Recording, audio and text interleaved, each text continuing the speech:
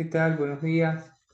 Hoy vamos a iniciar la clase número 1 del módulo número 2, correspondiente al tema las relaciones jurídicas.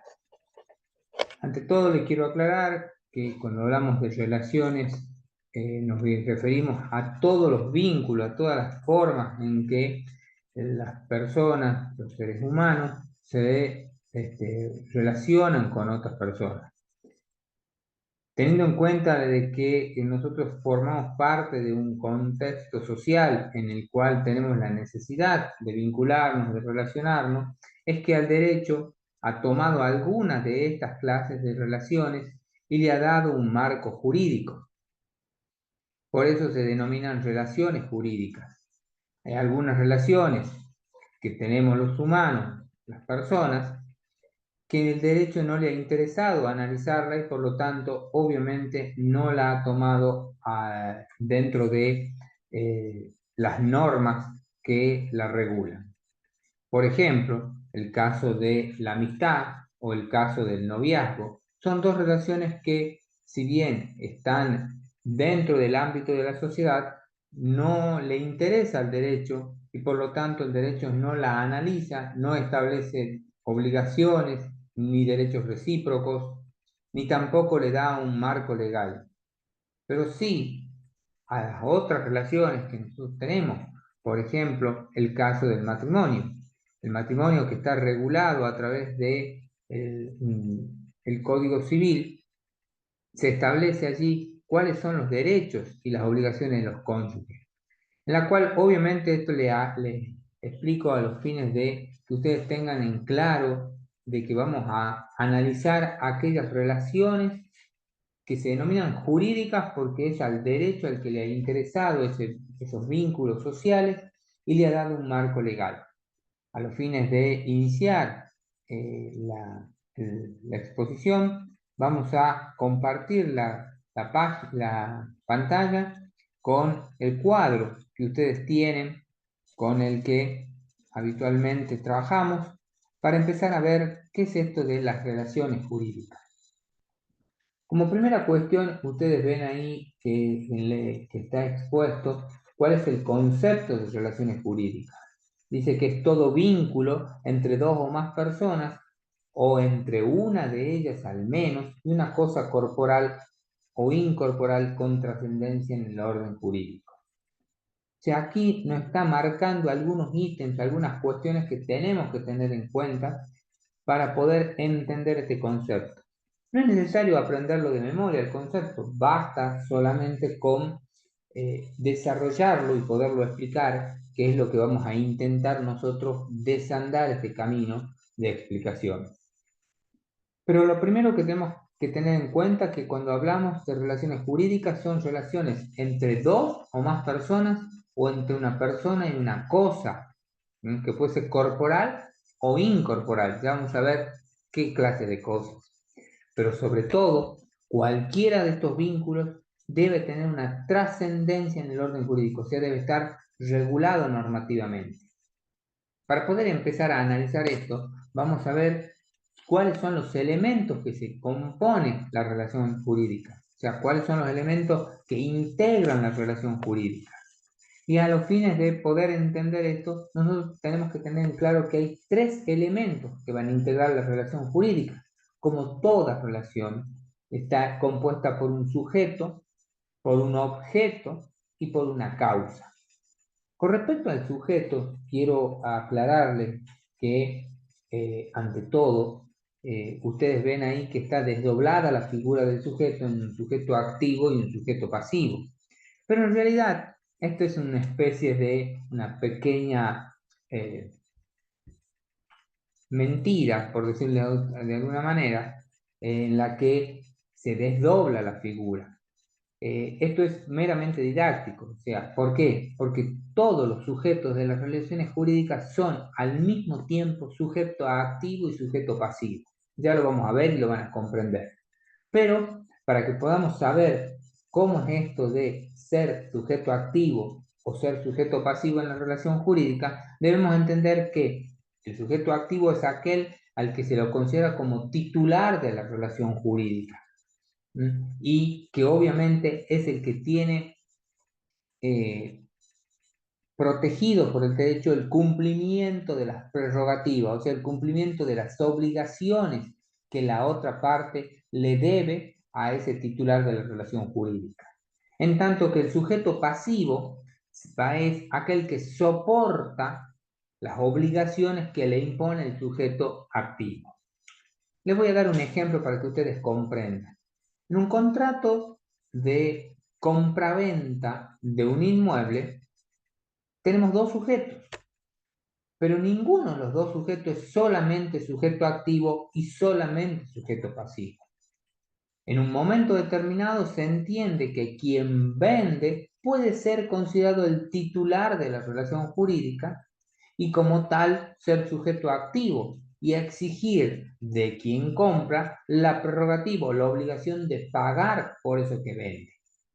Pero el sujeto que está comprando, que en un principio podría ser considerado sujeto pasivo, a la vez también es un sujeto activo de la relación jurídica, porque también tiene la prerrogativa de exigir como obligación de aquel otro sujeto la entrega de la cosa una vez pagada y que esa cosa esté en las condiciones óptimas que se acuerden entre las partes. Ahí ustedes pueden verificar que hay una relación entre dos personas, pero las dos personas al mismo tiempo cumplen la doble función de sujeto activo y de sujeto pasivo. ¿Mm?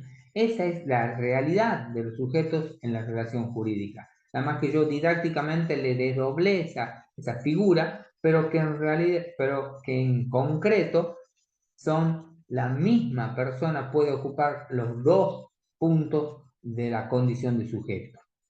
El otro elemento a tener en cuenta es el objeto, o sea, es sobre lo que se va a pretender satisfacer esa relación jurídica.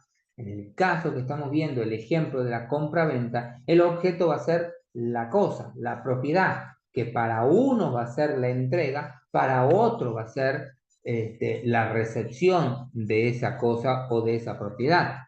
En tanto que el tercer elemento que vamos a tener en la relación jurídica es la causa, o sea, lo que motiva a uno y a otro sujeto de la relación jurídica a llevar adelante esa relación jurídica, o sea, el hecho antecedente a la relación jurídica propiamente dicha.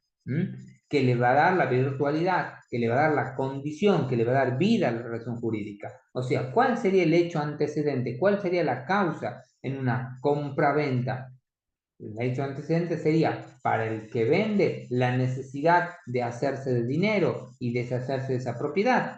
Y para el que compra la necesidad o la intención o las ganas de adquirir una propiedad e incorporarla a su patrimonio. Esa es la causa, o sea, el motivo, el hecho antecedente. Uno tiene las ganas de vender y el otro tiene ganas de comprar. Entonces se unen en una relación jurídica y conforman un contrato que se llama de compra y venta de inmuebles, en el cual logramos completar esa idea de ese concepto, ese vínculo entre dos o más personas, ¿m? Que tiene trascendencia en el orden jurídico. Luego vamos a ver esto luego vamos a introducir la idea y la cuestión de la cosa corporal, la cosa incorporal. Pero primero, para que tengamos una idea de qué nos dice el concepto, es eso, la relación entre dos o más personas, que tiene trascendencia en el orden jurídico y que obviamente para que tenga trascendencia, para que se haya producido la relación, debe haber una causa, un motivo para generar eso. Cuando ustedes van al supermercado y compran un producto, ahí hay una causa, la necesidad de tener el producto. Y el supermercado, a su vez, también la necesidad de vender esa clase de producto. También esa es una relación jurídica de compra-venta de una cosa mueble, una gaseosa, una galleta o cualquier cosa que está dentro del supermercado. Por otro lado, debemos tener en claro que las relaciones jurídicas tienen dos ámbitos de vida. Uno es las relaciones jurídicas políticas, o sea, aquellas que se vinculan a ese intercambio de la condición de ciudadano, o sea, aquellas que tienen que ver con que el sujeto puede ser elegido o puede elegir en el ámbito político a quienes lo van a gobernar. Y esa es una relación jurídica. En este año vamos a tener la posibilidad de someter al gobierno a una elección y allí habrá candidatos que van a pretender ser elegidos y va a haber ciudadanos que vamos a elegir a esos candidatos. Eso es una relación jurídica política. Mientras que la relación jurídica civil es la relación que tenemos todos los sujetos a diario, de manera constante y permanente en nuestra vida, desde que nos levantamos hasta que nos acostamos. Desde que nacemos o antes que nacemos hasta morirnos o después de morirnos. Todas todas estas clases de relaciones están de alguna manera previstas y protegidas en la Constitución Nacional entre el artículo 14 y el artículo 20. A nosotros, en esta materia, en esta carrera, nos interesa primordialmente hablar de las relaciones jurídicas en el ámbito del derecho civil.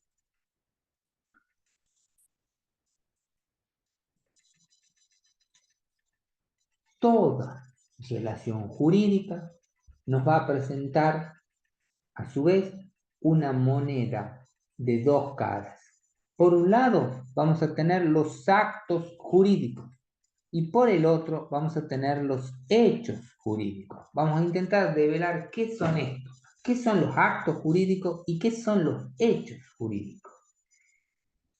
Si bien yo les expuse un concepto que dice que el acto jurídico es aquel acto voluntario lícito que tiene por finalidad inmediata establecer entre las personas relaciones jurídicas, crear, modificar, transferir, conservar o aniquilar derechos. Ese es el concepto de acto jurídico.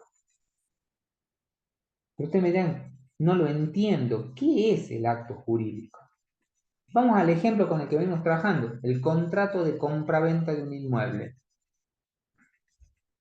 El contrato de compraventa de un inmueble, la escritura traslativa de dominio que nosotros hacemos en un escribano, ese es el acto jurídico en el cual hay una expresión de voluntad lícita por las dos partes, en la que se crea una relación jurídica y que esa relación jurídica provoca una transformación en un derecho, ya sea creando derechos, ya sea modificando derechos, ya sea transfiriendo derechos, ya sea conservando derechos, ya sea aniquilando derechos.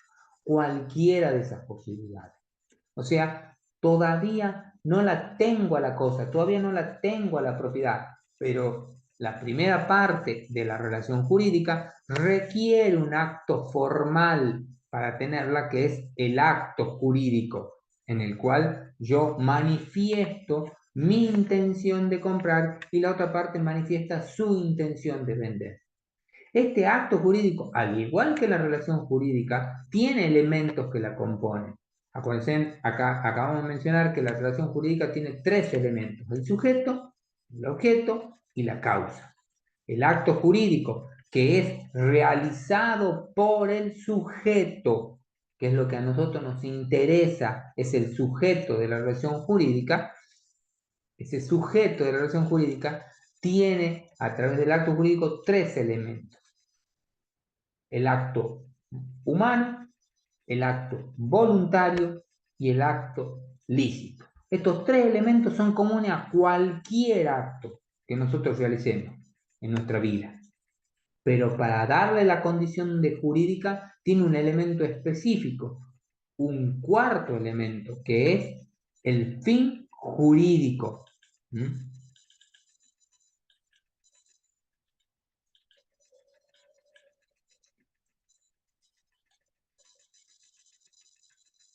Los tres primeros elementos, o sea, aquellos son elementos comunes a todas las relaciones, jurídicas o no jurídicas, tienen que ver con esto que forma parte del ser humano y de su actuación. O sea, el acto tiene que ser humano, está de más decirlo, que son los únicos o somos los únicos que tenemos la posibilidad de hacer o establecer esta clase de relaciones que son las relaciones jurídicas, en principio, hasta el momento, digamos. Luego vamos a ver que hay otros sujetos que pueden establecer relaciones jurídicas, pero para no marearnos, no enredarnos, vamos a hablar solamente de que por ahora el acto debe ser humano.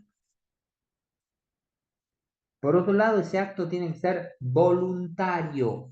Voluntario significa que es necesario que el sujeto se exprese con el discernimiento, o sea, pueda entender lo que está haciendo, con intención, o sea, debe querer lo que está haciendo y con libertad. No debe ser presionado, coaccionado, amenazado para realizar ese acto.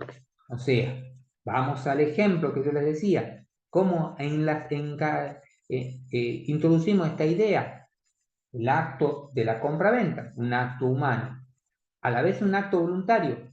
¿Y cuándo va a ser voluntario? Cuando el sujeto que venda la propiedad entienda lo que está vendiendo, tenga la intención de vender y nadie lo presione para que venda. Lo mismo sucederá con el comprador. Y a la vez el acto tiene que ser lícito, o sea, no puede ser un acto que esté fuera de la norma. Debe estar subordinado a la norma porque la ley va a establecer las condiciones para la compraventa. Las condiciones mínimas y generales de la compraventa están establecidas en el Código Civil, en el capítulo de los contratos. Y allí se establecen cómo se deben hacer las compraventas.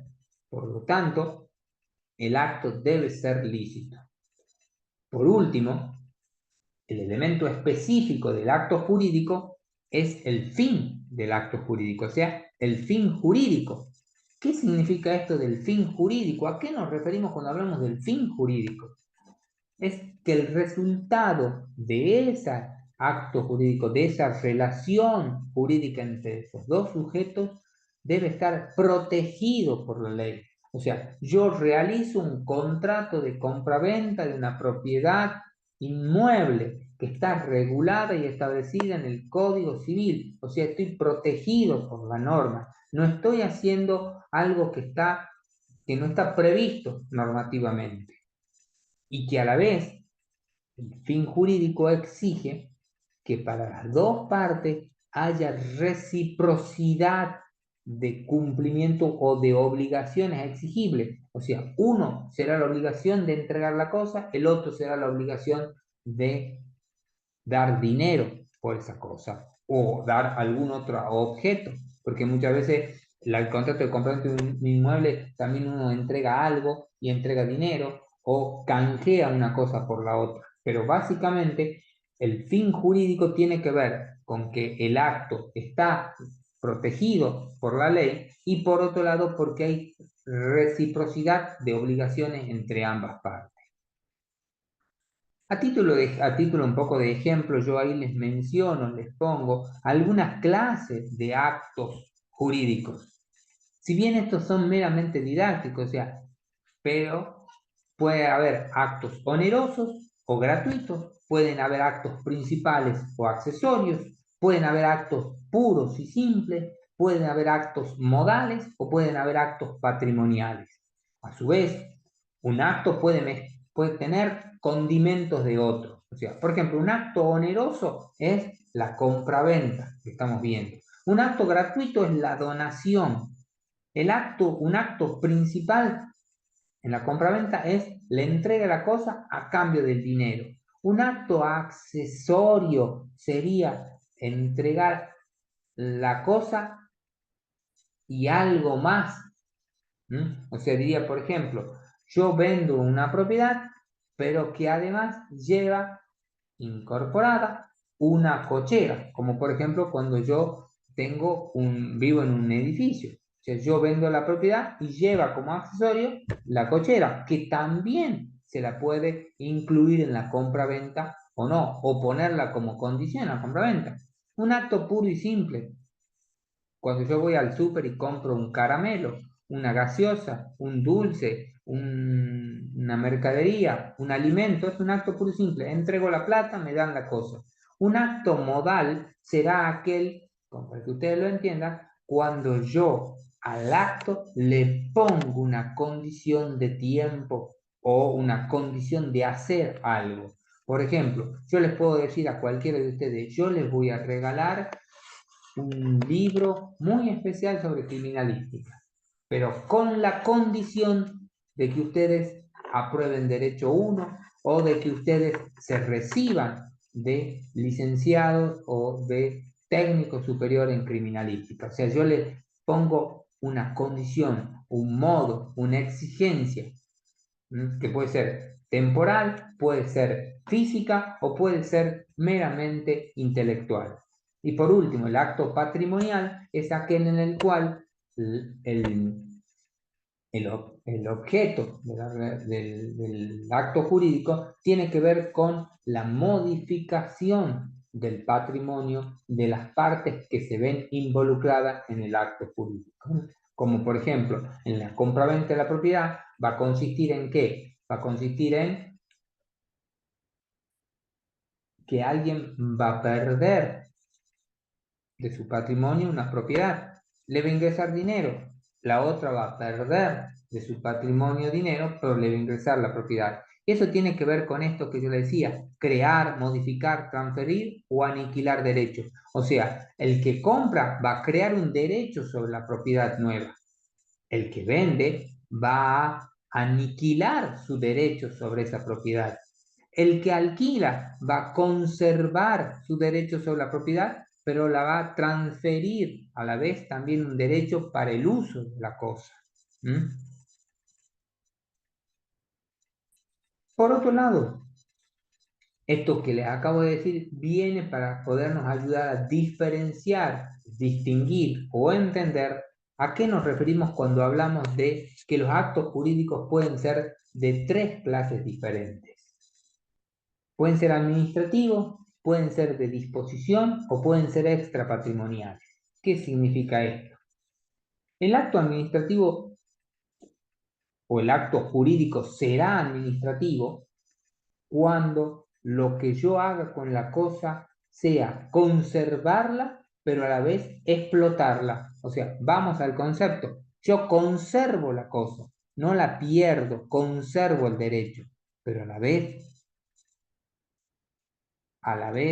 lo que hago es explotar el patrimonio de esa cosa, o sea, transferir el derecho de uso de la cosa. Por ejemplo, el contrato de alquiler. Cuando yo alquilo una propiedad, estoy conservando la titularidad de la propiedad, pero estoy transfiriendo el derecho de uso y goce de esa propiedad a cambio de un dinero. O sea, no sale de mi patrimonio la propiedad e ingresa en mi patrimonio dinero por el valor del uso y goce de esa propiedad. Mientras que por el lado opuesto, cuando hablamos de disposición, lo que se produce es una modificación en el derecho al aniquilar mi derecho sobre la propiedad y el otro al crear un derecho sobre la misma. Por lo tanto, lo que hay es un ingreso en el patrimonio de una parte y un egreso en el patrimonio de la otra. O sea, hay un desplazamiento de bienes, como se dice vulgarmente, y en este caso es un acto de disposición. O sea, yo dispongo de la cosa, entrego la cosa a cambio de un dinero y el otro recibe la cosa a cambio de un dinero. Y por último, los actos jurídicos también pueden ser extrapatrimoniales. Y miren cómo soy de caprichoso que yo no les puse en la clasificación actos jurídicos extrapatrimoniales. ¿Por qué? Porque los actos jurídicos extrapatrimoniales tienen que ver más bien no con la entrega de cosas corporales o incorporales, sino más bien tiene que ver con el cumplimiento de derechos y obligaciones que las partes tienen a partir de una relación jurídica establecida por la ley, ¿m? Que no tiene un valor económico, que no forma parte del patrimonio, pero que genera obligaciones para ambas partes. Ustedes me dirán, ¿cuál puede ser un acto jurídico extrapatrimonial? La relación entre los padres y los hijos.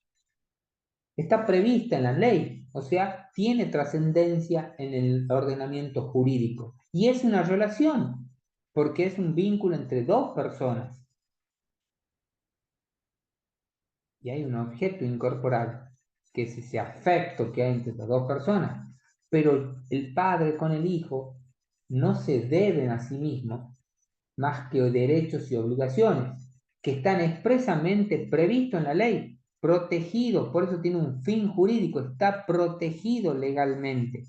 Y hay un cumplimiento recíproco exigible, pero no de carácter patrimonial, sino de carácter extrapatrimonial, porque no forma parte del patrimonio, ni puede valorarse económicamente, más allá de que cuando los padres se separan, muchas veces uno demanda al otro por los alimentos del hijo y el juez fija un valor para el cumplimiento de ese derecho alimentario, por ejemplo, pero ese derecho alimentario no es, digamos, el valor del derecho alimentario no es lo esencial, sino es el cumplimiento del derecho alimentario, porque también hay otros cumplimientos, como la recreación, como la educación, la medicina, la salud integral de la persona. Esos valores, esos derechos y obligaciones no tienen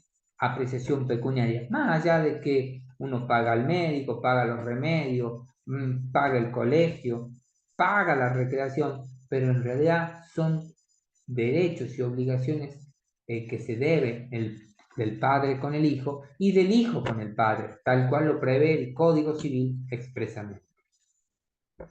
Y como les decía yo, por un lado, en la relación jurídica tenemos una cara, que es el acto jurídico, pero por el otro lado tenemos la otra cara, o sea, el hecho jurídico. ¿Y qué era el acto jurídico? ¿Se acuerdan? Era el acto voluntario lícito que tiene una finalidad inmediata en la relación de las personas, pero que no tengo el poder material sobre la cosa, solo el poder formal. Vuelvo al contrato de compraventa. La escritura traslativa de dominio es una relación jurídica. Sí, establece una relación jurídica, pero solo la mitad de la relación jurídica. El acto que dice yo soy el titular de una propiedad, pero no la tengo a la propiedad todavía. ¿Cuándo la tengo a la propiedad? Cuando el acto jurídico se transforma en hecho jurídico, o sea, y ahí les puse con rojo el concepto, es un suceso. Un suceso es un hecho que se produce en la vida real, al que el ordenamiento normativo, el ordenamiento jurídico le va a dar, le va a atribuir, le va a considerar con una virtud, o sea, con una característica de producir por sí mismo o en unión con otros hechos un efecto jurídico. O sea, yo hago un contrato de compraventa con cualquiera de ustedes, vamos al escribano, firmamos la escritura, yo tengo la propiedad, no la tengo todavía. ¿Por qué? Porque solo la tengo formalmente. Será materialmente cuando se me haga entrega de la llave y yo me instale en la propiedad, en la casa, en el lugar, allí se produce el suceso que el ordenamiento jurídico le da el efecto producir, de producir un cambio en la condición. Por lo tanto, el hecho jurídico, como dice hecho, es un suceso, o sea, es la parte material de la relación jurídica. Cuando yo voy al supermercado y compro una gaseosa y la paso por la caja, mientras yo la esté pasando por la caja y esté pagando, estoy en el acto jurídico. ¿Cuándo se va a dar el suceso? Cuando el cajero o la cajera me la entregue formalmente a la gaseosa y yo me la lleve a la gaseosa. ¿Mm? Ese fenómeno, ese suceso, ese hecho, puede ser producto de la naturaleza o producto del comportamiento humano. ¿Mm? El legislador, o sea, el que hace la ley, le da a estas dos situaciones, al fenómeno de la naturaleza como al comportamiento humano, ciertas consecuencias jurídicas. Por ejemplo, un fenómeno de la naturaleza que produce un efecto jurídico, por ejemplo, es una inundación. Una inundación puede hacer que yo pierda parte de mi propiedad o puede hacer que la inundación haga que cambie el curso del agua y gane parte de mi propiedad. Un terremoto también puede ser un acto de la naturaleza o el comportamiento humano, que alguien me lo venda a una parte de la propiedad o extienda yo mi propiedad. ¿Mm? Todos estos sucesos, todas estas clases de sucesos o hechos que se producen en la vida real se entrelazan y de alguna manera tienen efectos constitutivos, o sea, constituyen, me dan algo, modificatorios o modificativos, como les decía, o sea, modifican de alguna manera mi patrimonio o lo extinguen cuando, por ejemplo, como les decía, se produce una inundación y el curso del agua avanza sobre mi propiedad y se me han extinguido los derechos sobre eso, porque ya no puedo decir yo soy dueño del río. ¿Mm? Ya no tengo esa parte de la propiedad. O se modificó el cauce y puedo constituir más. Yo diría, yo era dueño hasta acá, pero como el río se corrió para allá, también soy dueño de esa otra parte, ¿no? De la propiedad. En definitiva, este hecho jurídico que tiene que es un acontecimiento, o sea, es algo que sucede en la vida real, tiene una trascendencia. El derecho le da una trascendencia importante. ¿Para qué? Para producir eso que nosotros hemos mencionado en el concepto, producir un efecto jurídico. ¿Y cómo produce un efecto jurídico? A- Permitiéndome adquirir, modificar, transferir o extinguir derechos y obligaciones con los otros. O sea, cuando yo, manteniendo el ejemplo original, hago el contrato de compra-venta, yo estoy adquiriendo derechos, pero también estoy adquiriendo modificaciones. Perdón, estoy adquiriendo derechos y también estoy adquiriendo obligaciones. En ese contrato de compra-venta también estoy modificando derechos. O sea, yo dejo de ser titular de la cosa y pasa a ser titular el otro. Estoy transfiriendo derechos, le estoy transfiriendo el derecho de propiedad, el derecho que yo tenía, le estoy transfiriendo, o sea, le estoy dando continuidad a la propiedad en la cabeza de un nuevo dueño. Por lo tanto, estoy extinguiendo ese derecho sobre mi cabeza y estoy generando mi obligación de respetar al nuevo propietario. ¿Mm? En definitiva, esto es el antecedente o la causa de las relaciones jurídicas que yo les mencioné recién. O sea, para que se produzca el hecho jurídico debe haber algo antes. Debe haber una situación previa que me lleva a mí a provocar esto. O sea, las ganas o la intención de comprar una propiedad que me gusta o la necesidad económica de tener que desprenderme y vender una propiedad. Esa es la causa o antecedente que yo les mencionaba de las relaciones jurídicas en la vida real, en el hecho concreto de la vida real. En función de esto, van a surgir dos criterios para tener en cuenta, para que nosotros analicemos, que ahí ustedes lo tienen marcado. El hecho jurídico puede ser, tener su origen en un hecho humano, como es el contrato de compra-venta, o en un hecho natural. ¿Mm? O sea, puede suceder que se produzca como les decía, un terremoto y pierda parte de mi propiedad. O puede ser que el terremoto me haga ganar parte de mi propiedad, o sea, se agregue más tierra a la mía. Puede ser que el río cambie de curso y eso haga que mi terreno se amplíe. Y eso es lo que yo les mencionaba acá arriba, cuando hablábamos en la relación jurídica de la relación de al menos una persona con una cosa corporal o incorporal.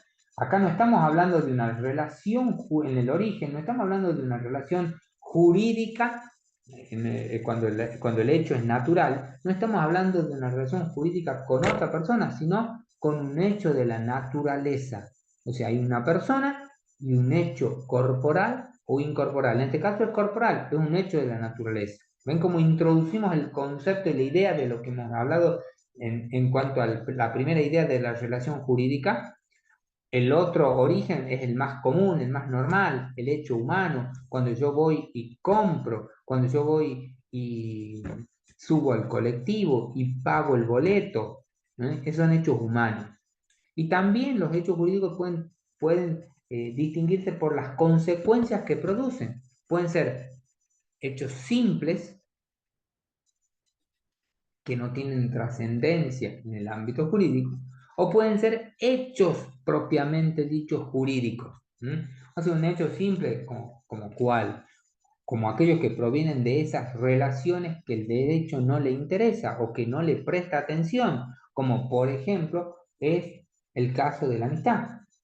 Es un hecho simple la amistad. Hoy soy amigo, mañana no soy amigo. El amigo me regala, me da una cosa, yo le doy otra, pero no genera derechos y obligaciones entre las partes.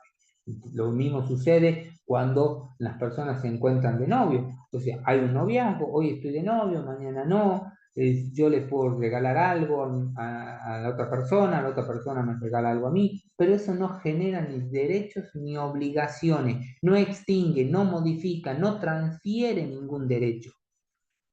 Pero va a ser un hecho jurídico cuando, por ejemplo, el noviazgo, como les dije antes, se transforma en matrimonio y se regula a través de lo que se llama la sociedad conyugal, donde hay derechos y obligaciones extrapatrimoniales y hay derechos y obligaciones patrimoniales. ¿Mm? Entonces ahí el hecho jurídico conduce a la relación jurídica a través de las consecuencias que produce una transformación de una relación simple en una relación puramente jurídica. Por lo tanto, los hechos jurídicos podemos distinguirlos en un sentido amplio como un hecho que no es voluntario ni es controlable por la persona, y en un sentido estricto cuando el hecho es voluntad de la persona. O sea, el hecho jurídico en sentido amplio es cuando el origen del hecho es producto de la naturaleza. Es un hecho jurídico en sentido amplio. Amplio porque no hay voluntad, no se produce esto que nosotros hemos mencionado acá. No hay no hay un elemento voluntario como en el acto jurídico para que tenga una trascendencia. Pero, aún así, tiene una consecuencia jurídica. O el hecho jurídico en sentido muy estricto es aquel hecho en el que la voluntad que se manifiesta en el acto jurídico es el elemento esencial de la relación jurídica.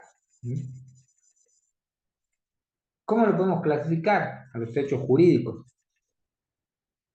Los hechos jurídicos, ahí ustedes tienen una especie de cuadro o algo así, o una división en la que he clasificado los hechos jurídicos.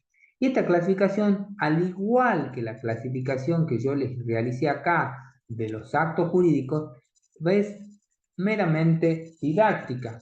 ¿Por qué? Porque los hechos jurídicos, salvo a la primera separación que hice entre naturales y humanos, que ya les expliqué que son los naturales, son los realizados por la obra propia de la naturaleza, un rayo, un granizo, un terremoto, es un hecho jurídico, es un hecho que puede ser jurídico o no, pero es un hecho, y que obviamente para que sea jurídico va a generar algún derecho o alguna obligación. Por ejemplo, para que ustedes me digan, pero ¿cómo puede ser que un rayo, un granizo, un terremoto pueda generar obligaciones y derechos?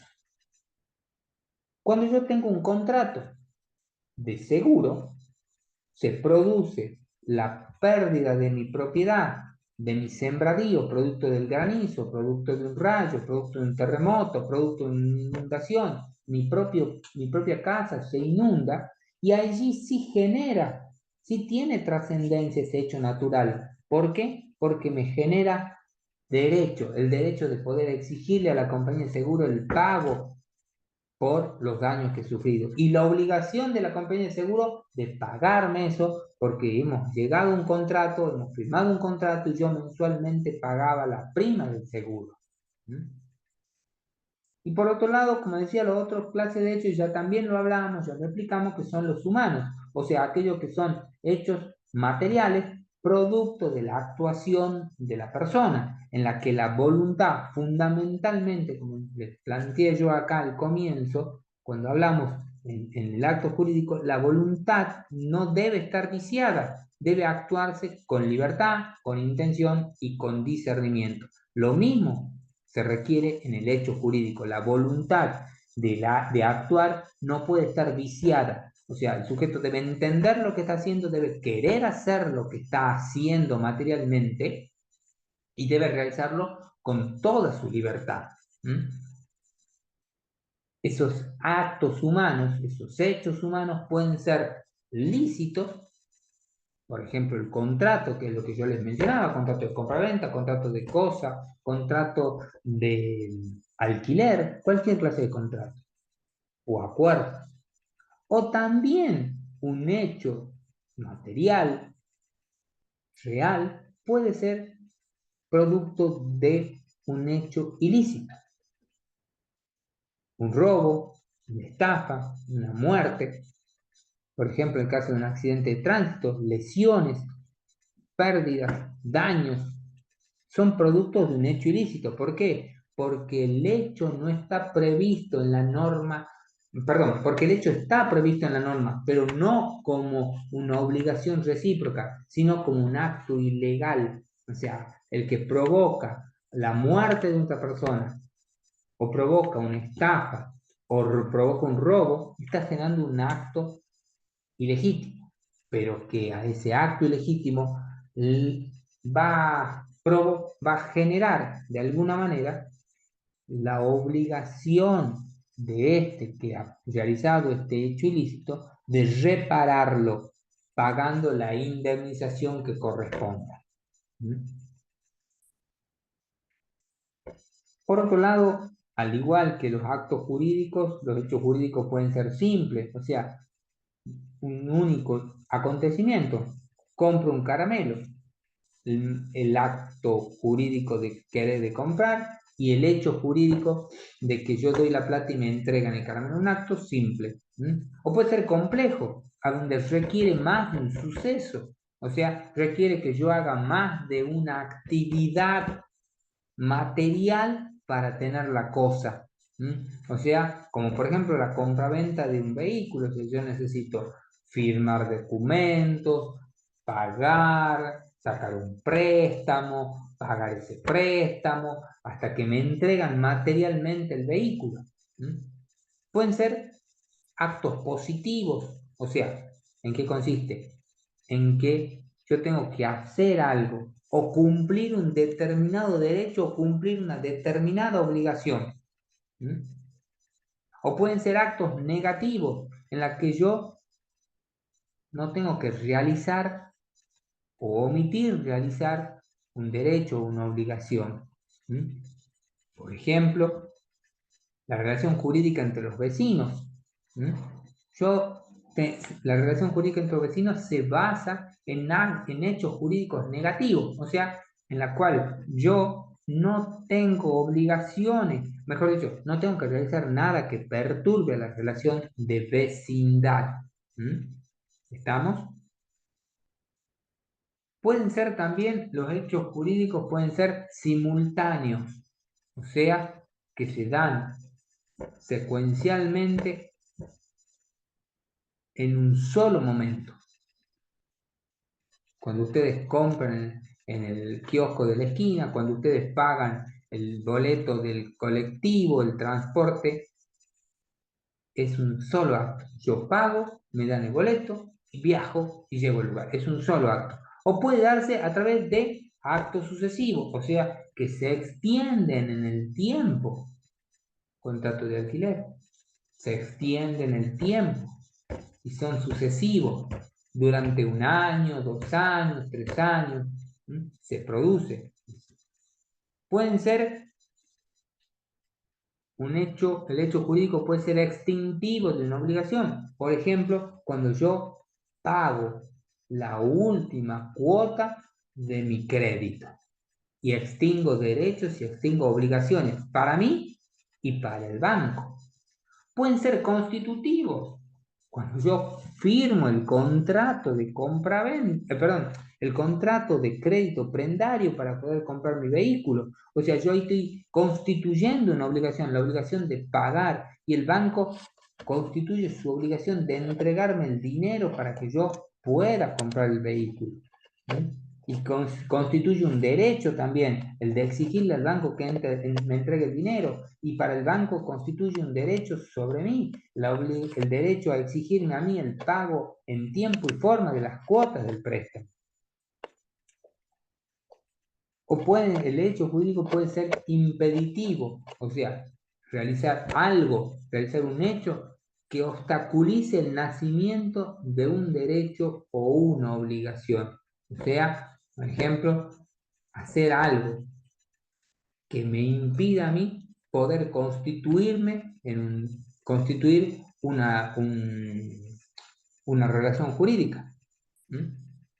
Yo no por ejemplo, ¿cómo podría ser un ejemplo de un acto impeditivo? A ver, para que ustedes lo comprendan. Sería, por ejemplo, un acto en el cual yo no eh, establezca una relación matrimonial con una persona, y eso impide la posibilidad de constituir una nueva relación matrimonial con otra. No puedo crear o no pueden nacer derechos y obligaciones en otra relación matrimonial legalmente establecida, entiéndalo, ¿no? Eso no quiere decir que no puede haber otra relación, pero no una relación matrimonial. Una relación impide el nacimiento de la otra, por ejemplo. Por último, para terminar toda esta primera parte, todo esto que les vengo hablando, o sea, la relación jurídica, el vínculo entre las dos personas o entre la persona y la cosa, que tiene una trascendencia en el ordenamiento jurídico, genera esto que hemos venido diciendo nosotros, que es el cumplimiento de derechos y obligaciones. Ese cumplimiento de derechos y obligaciones se llama responsabilidad. Si yo entrego la propiedad y me entregan el dinero, se terminó la relación jurídica, he sido responsable y no hay ningún problema y se acabó el vínculo. Pero si yo no cumplo con mi responsabilidad, soy un sujeto pasible de una sanción por la infracción que me generó el deber de entregar la propiedad y yo no la entregué, o el incumplimiento de la obligación. Por ejemplo, yo vendo un vehículo, hago el 08, firmo el 08, se presenta todo lo formal en la inscripción del 08, pero yo no lo entrego al vehículo. Entonces no he cumplido con la responsabilidad, no he cumplido con el hecho jurídico, y por lo tanto la relación jurídica se ha visto truncada, cortada, no se ha perfeccionado. Y yo he incumplido con la obligación de entregar el vehículo, a pesar de que la otra parte cumplió con la obligación de darme el dinero y se formalizó, o sea, se hizo el acto jurídico, pero el hecho jurídico no se hizo. Cuando sucede esto, cuando no hay cumplimiento de la relación jurídica, lo que nos queda es tener que recurrir al sistema judicial para exigir a través de un juez el cumplimiento de esa responsabilidad a la otra parte, que eso va a ser objeto del estudio del próximo módulo cuando hablemos de los procesos. O sea, para llegar a un proceso, primero debía haber una relación jurídica. Y esa relación jurídica debe haber un incumplimiento de una obligación que genera una infracción de deber para alguna de las partes. Eso lo vamos a ver en el módulo 3. Pero ahora, para concluir, debemos entender que hay distintos tipos de responsabilidades de acuerdo a lo que hemos venido viendo nosotros en función de las relaciones jurídicas existentes. La primera, la más común, es la responsabilidad contractual, o sea, aquella que sanciona el incumplimiento,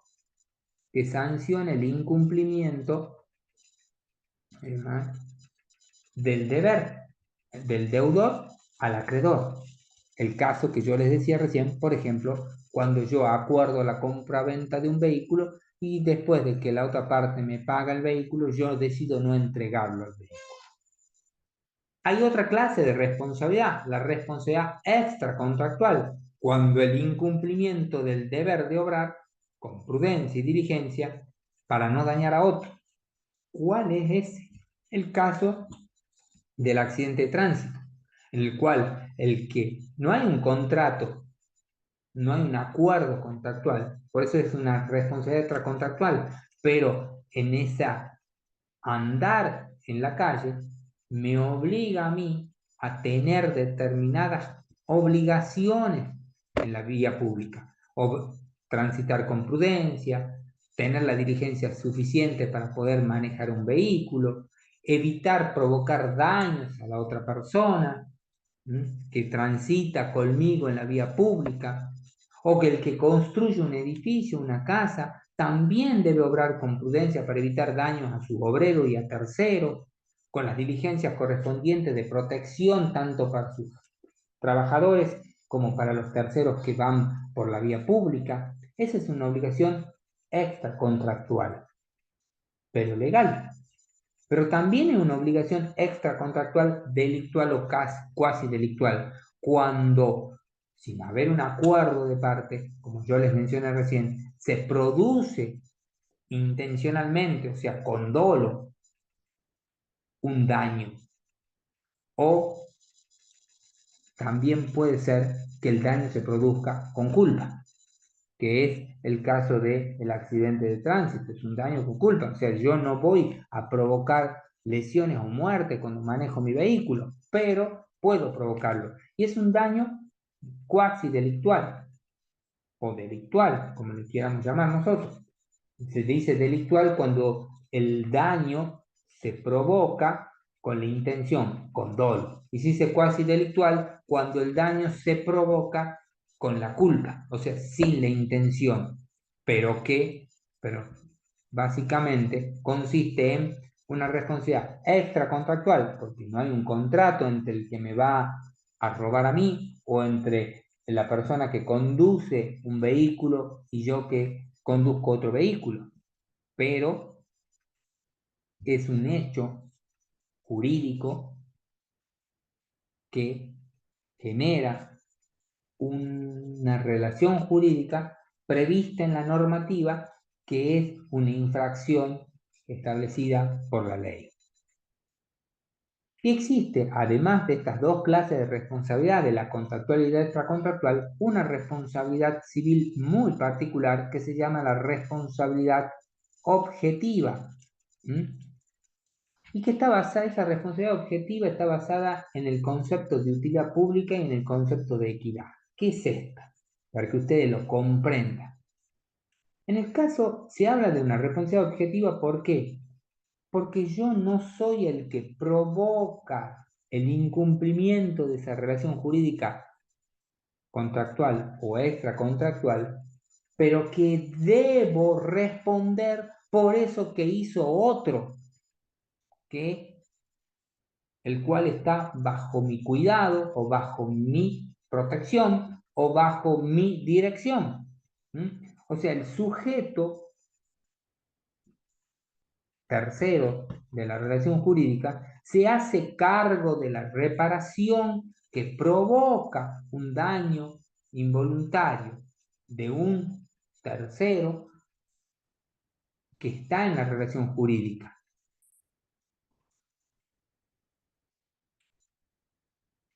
para que ustedes lo entiendan y lo comprendan lo que le acabo de decir. El caso particular de la compañía de seguro. En un accidente de tránsito, por ejemplo, es una responsabilidad extracontractual, cuasi delictual, entre el chofer del colectivo, por ejemplo, y el pasajero, o un transeúnte o otro automovilista. Pero a la vez, también hay una responsabilidad objetiva del dueño de la empresa, porque el chofer está bajo su mando o su cuidado, pero él no ha tenido nada que ver en esa relación jurídica por ese cumplimiento de la responsabilidad que tenía el chofer, pero como está bajo su mando y su cuidado, debe responder. ¿Por qué? Porque el transporte público es de utilidad social y es por una cuestión de ética o de equidad, mejor dicho, porque el sujeto que trabaja o el que provocó el hecho trabaja para esa tercera persona. O la misma compañía de seguro también responde, no ha tenido nada que ver en ello, pero responde objetivamente por el daño, porque debe contratado para que cubra las situaciones de daño. ¿Y cuáles pueden ser estos daños? Pueden ser por el riesgo de la cosa, o sea, un vehículo es un aparato riesgoso, o la construcción de una casa o un edificio es una situación riesgosa, o por la persona que está a cargo del titular, o sea, por algo que puede hacer alguien, un obrero en la construcción, que puede provocar un daño a un tercero o a un propio compañero, o por el chofer del colectivo o el chofer del taxi, que puede provocar daños a los pasajeros o a terceras personas. Y esa es una responsabilidad objetiva, o sea, aquí se introduce a un sujeto que va a asumir la responsabilidad sin ser parte de la relación jurídica, pero la asume la responsabilidad porque su actuación se hace en función de la utilidad social. El dueño de la empresa de colectivo lo hace en función de la utilidad social que es el medio de transporte. El chofer es un empleado de él, un dependiente de él, y que provoca el accidente de tránsito y debe responder el chofer, pero también podrá la víctima exigir,